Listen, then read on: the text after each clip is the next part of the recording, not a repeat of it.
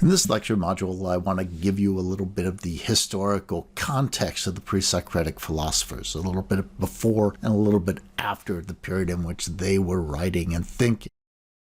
To start, about 3500 BCE is when we see the beginnings of civilization in the Tigris and Euphrates River Valley, Mesopotamia, as it's oftentimes called. From the period between 3400 to 3200 BCE, we see the development of writing. And this is incredibly important. Language in general is incredibly important. The Greeks were unified together as a culture, as a people, not so much geographically as linguistically. They shared this common language, this language which derived its alphabet from the Phoenician language, and which was largely constituted of whether or not you could be thought of as a Greek. You didn't have to live in Greece itself. You really had to be able to speak Greek, though, in order to be considered a potential candidate for being a Grecian. Around 3300 BCE, we see the beginnings of civilization in the Indus River Valley civilization.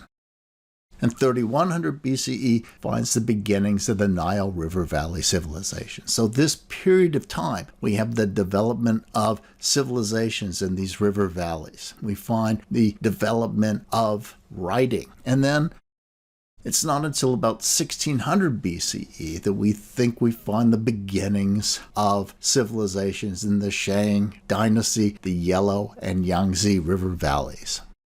Around 1412 BCE, historians think that Athens was an important center of trade. So Athens is there. It's not a democracy. It doesn't really resemble the kind of Athens that we think of when we think of Athens. But it was there and a significant city. It was around 900 to 800 BCE that historians think Homer wrote the Iliad and the Odyssey. And of course, these two are unifying things for the Greek culture. The Greeks drew upon this in their writings, in their thought, and so it became a unifying mythos for them. 550 BCE, Cyrus the Great establishes the Persian Empire, uniting the upper and lower Tigris and Euphrates River Valley civilizations into one whole civilization. And this is almost the same time that we find the first pre-Socratic philosopher Thales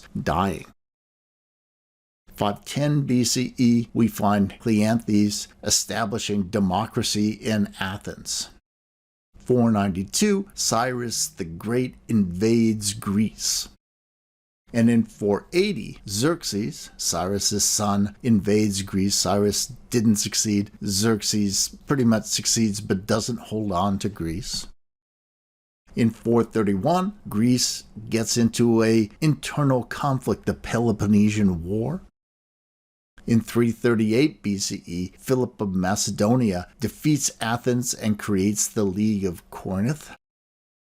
In 336, Alexander, the son of Philip II, becomes king and proceeds to conquer the rest of mainland Greece, and then proceeds on to attack the Persian Empire and pushes basically all the way to Afghanistan, India, before going back a bit and ultimately dying in the city that we now know as Babylon. He built a lot of cities, Alexander, including the city of Alexandria that had the famous Library of Alexandria, ushered in the Hellenistic period, a period where Greece would have significant influence in terms of its culture and science over a huge swath of the Mediterranean area, named all sorts of cities after himself, but also one after his horse. But he died, as you can see, fairly young.